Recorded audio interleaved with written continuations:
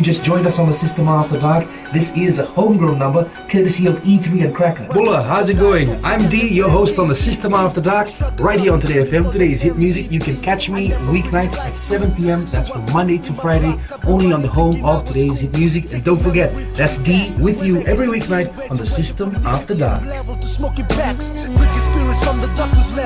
Even got that homebrew flowing.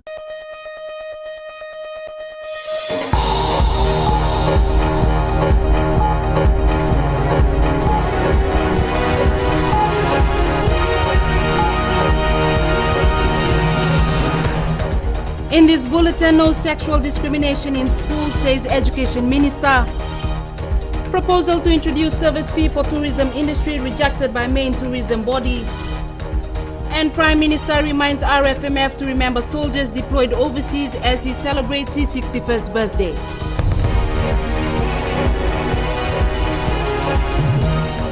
Good evening, I'm Akosita Tale and this is FBC News. A student's sexual orientation should not be discriminated against. Education Minister Dr. Mahendra Reddy today clarified a recent incident where a student was removed as a board of a prominent school and taken on as a day scholar instead because of her sexual orientation. Maggie Boyle reports. Clearly articulating his ministry's policy, no student should be disadvantaged because of their sexual preference. Absolutely. That's certainly not going to happen in ministry. Responding to a recent case, Dr. Reddy clarified the circumstances surrounding the incident and highlighted the need for the ministry to intervene. What we need to investigate is whether there was a breach in the boarding policy, and if there's a breach in the boarding policy, then the student needs to be counselled or cautioned and warned before the student is checked out of the boarding school. Last week, a number of NGOs voiced their concern over the removal of a student citing her sexual proclivities as a reason and obvious case of discrimination. Reddy adds that if and where there is a blatant case of discrimination at schools, the ministry will not hesitate to intervene, adding that if schools are going through any issues, the first step is to seek counselling. Maggie Boyle, FBC News. The teacher at the center of the controversy of a student who died from self-inflicted burns has been reinstated to full duty. Minister for Education Dr. Mahendra Reddy says the Jasper Williams High School teacher returned to classes earlier this month after an internal investigation found she had not breached the government code of service. However, he added a separate police investigation of the incident is ongoing. The school teacher allegedly publicly read private text messages from the student's phone, which might have been a psychological factor when the girl resorted to setting herself alight. She died of burns to 69% of her body. The information to date that you've got from our investigation reveals that the teacher did not conduct herself in any way which was in breach of our code of conduct, and therefore the teacher is back. The incident has also prompted the ministry to review its policy around information communication technology and will soon call for public submissions. The Fiji Hotels and Tourism Association today expressed their dissatisfaction at a petition to introduce a new service fee in the tourism industry. Presenting before the Parliamentary Standing Committee on Economic Affairs today, the association argued that the imposition of a 5% service fee could lead to a reduction of visitors to Fiji. Alan Stoltz has the details. It's a petition to introduce a service fees to be charged to all guests and clients for the purpose of supplementing the incomes of workers in the tourism industry. The Fiji Hotel and Tourism Association today strongly opposed it. We are saying that in Fiji, if you impose a service fee, our service standards will not improve. We believe that this fee should not be introduced, as there are other methods in which reward excellent service and excellent employees can be rewarded. Committee member Viliame Ngavoka mentioned that other Asian countries had a similar fees to their tourism industries and asked why Fiji could not do the same. In answering Ngavoka's question, General Manager for the Outrigger on the Lagoon, Fiji, Peter Hopgood, said Fiji's tourism sector is battling increasing costs and is indeed struggling. Departure tax, 2008, $40. Departure tax, 2015, $200. Import duty, back in 2008, 15%. Import duty for wines and spirits in 2015, 52%. These are all reasons why we as hoteliers are struggling. It's something that we need to look at very carefully, especially such a large industry such as tourism, that before we load it with cost, we need to carefully consider the move before we do it, because once it's done and it doesn't work and we have reduction in business or reduction in visitor arrival, it's too late. Sito says this decision needs to be carefully considered by government because this move could potentially negatively impact our economy. Ellen Stalls, FBC News. 2 people are being questioned by police in relation to the death of a man outside a nightclub in Suva early Sunday morning. Police spokesperson Anna Naisoro says they have now classified the death as murder. The man, believed to be in his 20s, was found unconscious outside O'Reilly's nightclub at 2 a.m. yesterday. He was rushed to the CWM hospital but was pronounced dead. The post-mortem examination was to be conducted today. A former bank employee has been sentenced to 8 years imprisonment for money laundering involving about $356,000. 30-year-old Vikash Prasad Mehta used 8 different ANZ accounts to launder money between May 2012 and September 2013. The Suva High Court heard that Mehta persuaded the account holders to agree to have the money deposited into their accounts, and they allowed him to withdraw from the accounts on request. About $3,000 was recovered, while the bank reversed transactions to the amount of about $11,000 after the entries were discovered. Mehta was sentenced to 8 years each for 8 counts of money laundering to be served concurrently. Prime Minister Vorenge Bainimarama has called on the military to remember peacekeepers serving overseas. This was his birthday message to troops who turned up at his residence early this morning to wish him happy birthday.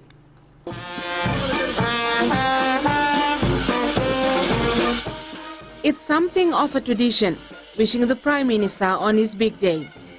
Bainimarama's message to the RFMF hierarchy was simple: don't neglect those on peacekeeping missions.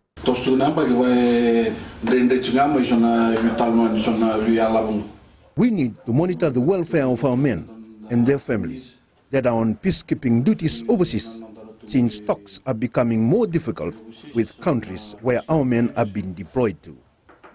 The Prime Minister says there continues to be complaints about compensation for those who served in the Middle East and have since passed away. Land Force Commander Colonel Sitiven Ngiliho says the message is a stern reminder. He's always very concerned, and he gets very upset when welfare of troops and their families are neglected. So that message this morning is one we've always heard and one we've always acted on when we're reminded by him during his time as commander, and even now as a retired general. He continues to remind us of that important duty to our soldiers and their families.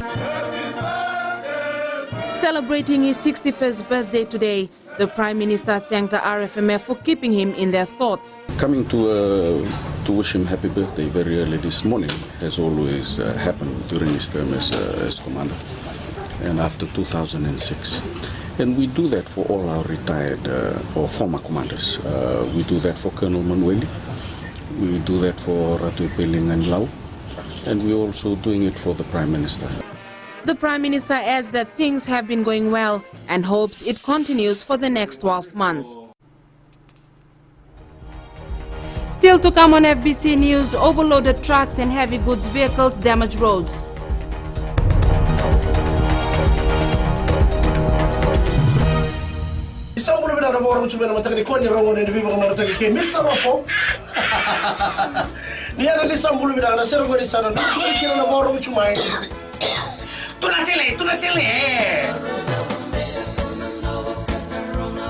Nisambula, oyo Mr. Ben.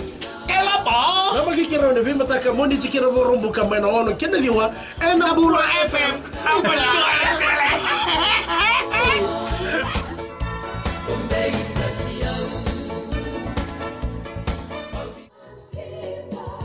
Great words there from Lucky Dube and Baban. I hope you enjoyed that number. Different colors just for you on Gold FM. Only the classic hits. Louise with you on the Center Show. Well, thank you so much for the sweet company. This is Alana Miles, one of my favorites, and Black Velvet for you. Hi there. Join me on the Center Show every weekday from 9 a.m. to 2 p.m. for the best sounds on Gold FM. Only the classic hits.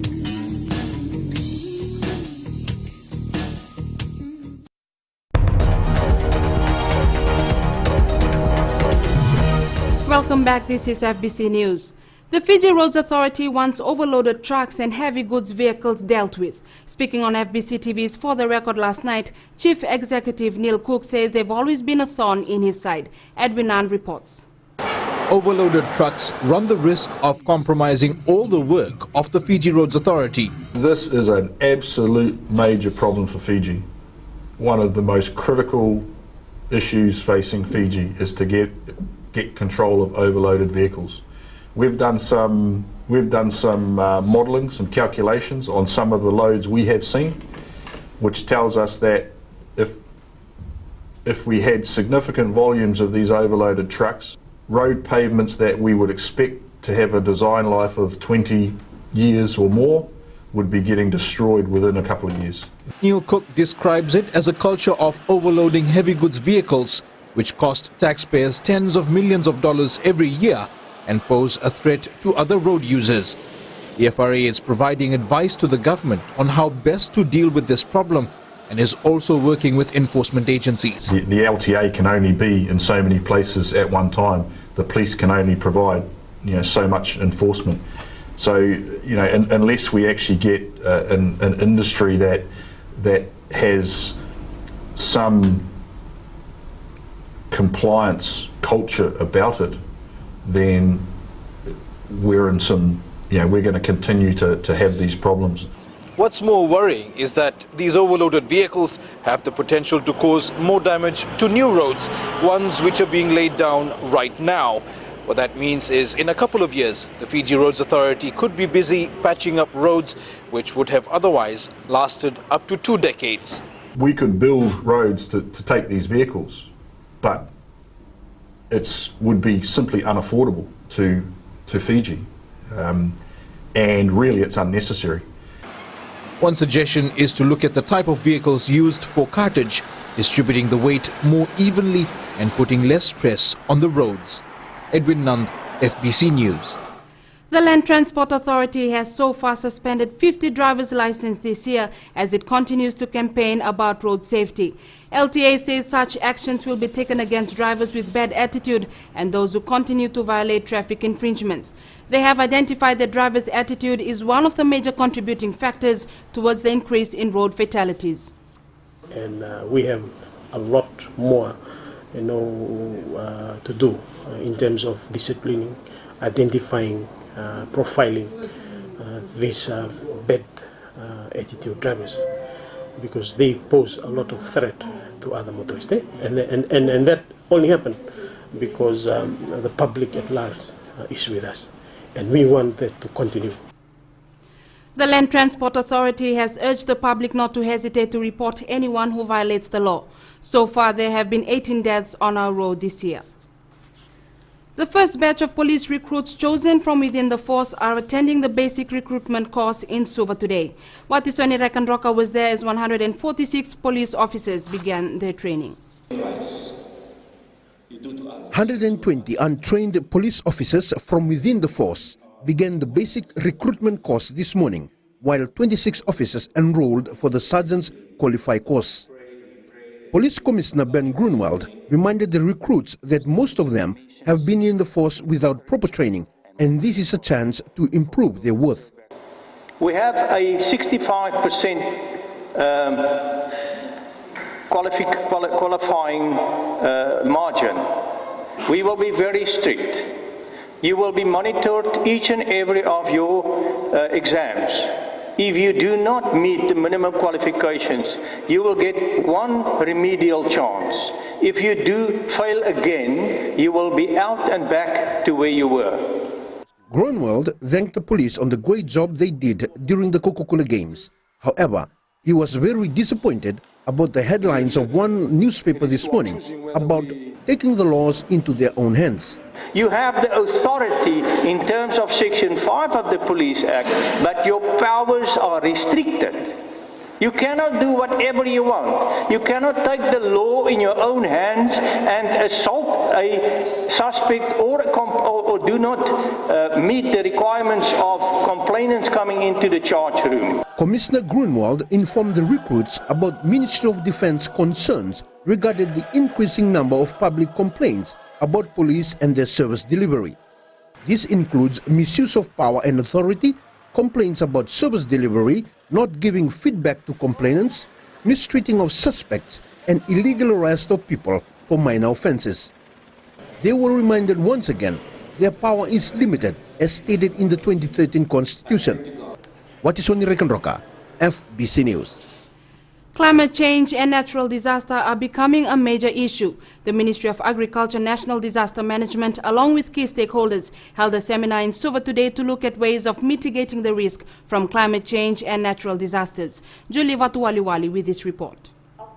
Today is the 5th year for the Red Plus workshop that meets yearly to discuss ways to deal with climate change and natural disasters.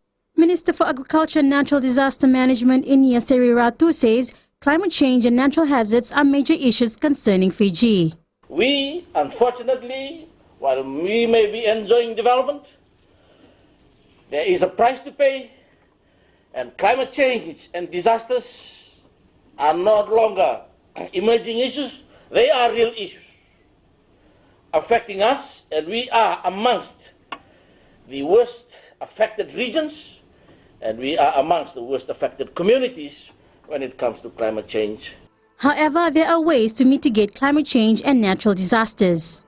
The conservator of forests, Samuel Langataki, says Red Plus is a perfect way to mitigate and adapt to such changes. When you are conserving forests, you are also conserving biodiversity, you're also mitigating flooding risks, and you're also contributing to food security. There are many other things that comes with it, so this is where the plus comes in. But the main thing is to reduce emissions. These emissions are carbon emissions from deforestation and forest degradation. Today's meeting also looked at a number of other ways to alleviate climate change. However, using the Red Plus activity to conserve our natural forests and lessen deforestation is just one ecological solution. Julie Vatuwaliwali, FBC News. Sports is up next. Here's Jamie with the latest. Thank you, Akasita, and good evening. Coming up, Fiji's 7th side prepare for final stretch of World 7 Series, and FNRL named star-studded Fiji Mbati squad. We'll have these stories and more after the break.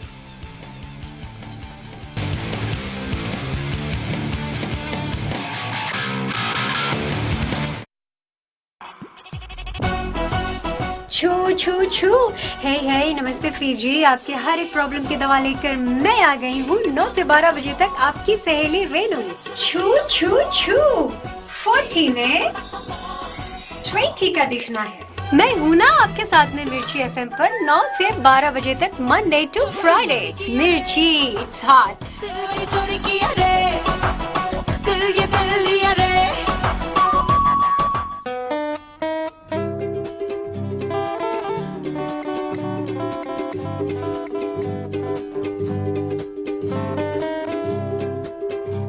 Yoni borong tu mai na Radio Fiji 1 totoka tunan raki na ngona ni ko ni takini ni nando tu mai na ngono go me ga ben na ruana no pinga rabi na singale ni ko ni sambulo vinaka oya wana kamana langi na makia na vi mataka mai na diwa ki na ruana vi singale bo mai na moni tikina borong buka na Radio Fiji 1 nando mai biti bonga ni vi ni anu.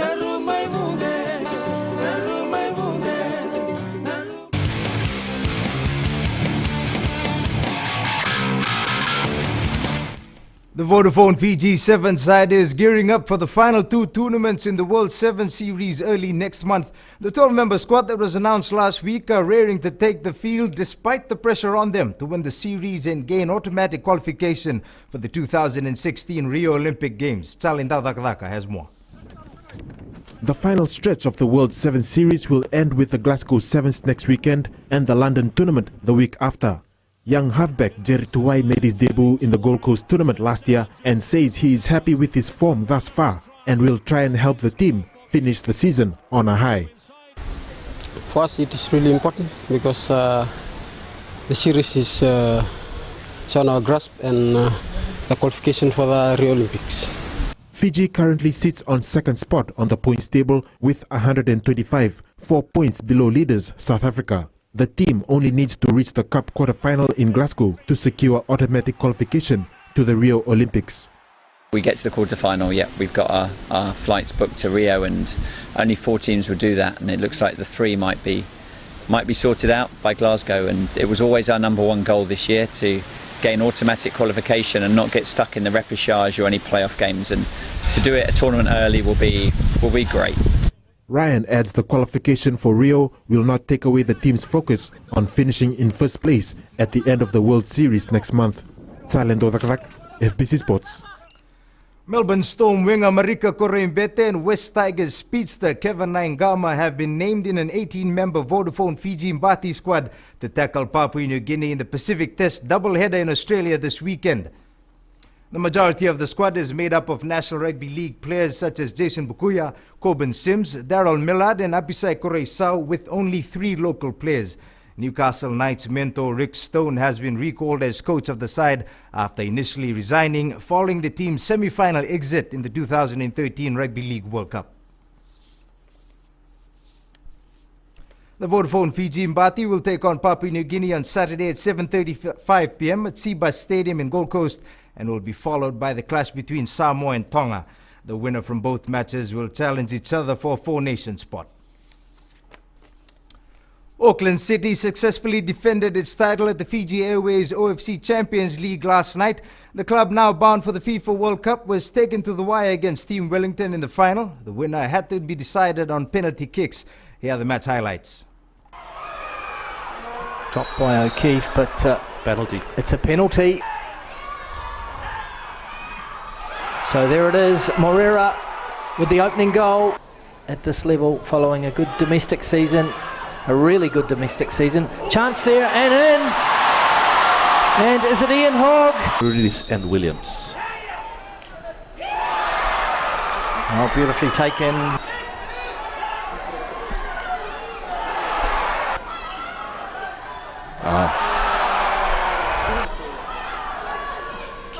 And another save, O'Keefe.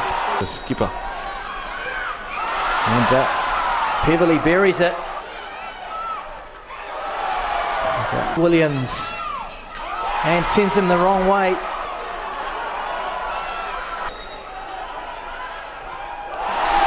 And over the top, FIFA Club World Cup.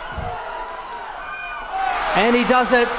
It's Auckland City with a 7th Fiji Airways OFC Champions League. They've won on a penalty shootout. Yeah, unbelievable, you know. I feel it's karma in some respects, and we try to play. I don't think we played a good game today, to be honest. I think they were very good with what they have, you know. The game was very physical, unfortunately, you know. I think a little bit too much, but this is the story, you know. Sometimes these games can go like that. City will now represent Oceania at the FIFA Club World Cup in Japan in December. Meanwhile, the Super Football side has increased its tempo in preparation for their first match of the Vodafone Fiji Fact this weekend. The capital city side last lifted the title in 2012 and is desperate to win this time around. Rohit Deo caught up with the team at training today. The Super Football side is one of the top bets from its pool to make it to the semi-finals of the Fiji Fact tournament. Coach Gurjit Singh's team has just competed in the OFC Champions League and looks smart to take Suva all the way. We just started training from this weekend, and should be okay because gave them break for a week after a hectic 3 or 4 weeks for training. So now they're back in training and should be okay for the Fiji Fact. Suva will be without the services of national under-20 reps Antonio Tuivuna, Nikhil Chand and Chalen Reloa, who are in the national camp. That will really affect our team because in OFC Oceania Champions League we had a different team, so now we'll be having different team for the Fiji Facts. Few of the players will be missing, they won't be able to play. But at the same time, we really have to work hard and give a good performance in Fiji Fact. The Whites' first opponent is Rewa, and they know battling the Delta Tigers on home turf won't be easy. Yes, Rewa is always tough, especially in the home ground, so we are expecting a very good game against Rewa. The match starts at 4 p.m. at Nosori's Ratu Kambau Park this Sunday. At 2 p.m. Lambasa plays Televunita Siri. Meanwhile, at Govin Park on Sunday, defending champions at Nandi will take on Nanronga at 2 p.m. while at 4 p.m. host Mba play Lotoka. Rohit Deo, FBC Sports. Ravin Nath retained the Fiji Car Club drag race title after winning the first quarter-mile event of the year at the Tau Novo airstrip yesterday.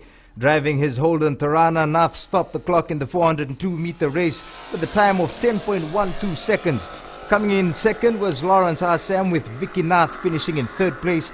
27 cars turned up at the airstrip yesterday. The Fiji Car Club will host the drag war event at the same venue in 2 weeks' time, which will feature two car racing against each other. And that was your sports for this evening. It's back to Akashita now with business.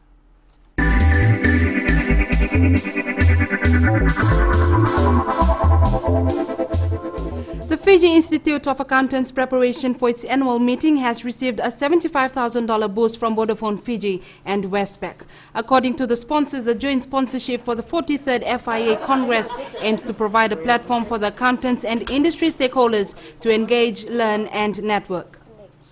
It's not really for accountants, as you will all know that it's always a very big forum for business leaders, and we have champions of businesses attending this, and as a result of that, we're hoping that we're lifting the Congress to another platform. The 43rd Fiji Institute of Accountants Congress will be held in Singatoka next month.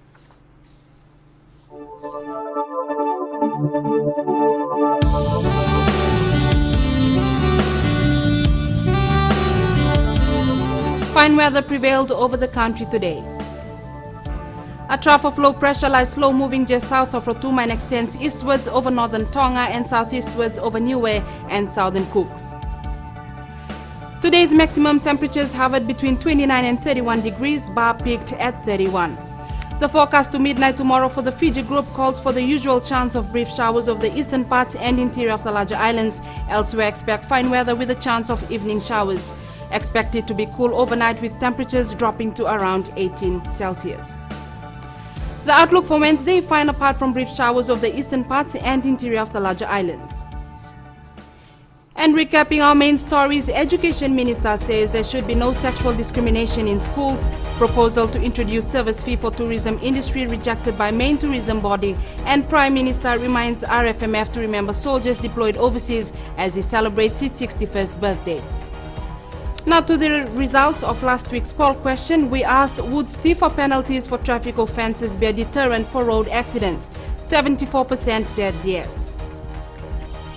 This week's question, should there be more organised activities for students during the school holiday?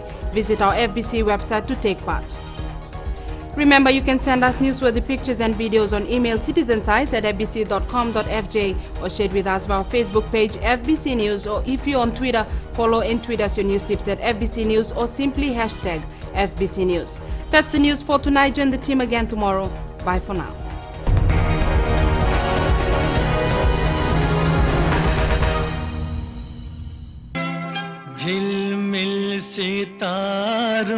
घर संसार में आपका स्वागत है। आपका अपना छोटा सा स्वर, जहाँ प्यार भरे रिश्ते पलते हैं, जहाँ हेल्थी रहने की सलाह दी जाती है, जहाँ हम आपको और भी सुंदर बनाते हैं और जहाँ स्वाद की सौगात भी है। नमस्कार, मैं हूँ पल्लवी। सोमवार से शुक्रवार 9 से 12 तक रेडियो फिजी 2 देश की धड़कन पर घर संसार में शामिल रहिए मेरे साथ। ऐसा सुंदर सपना अपना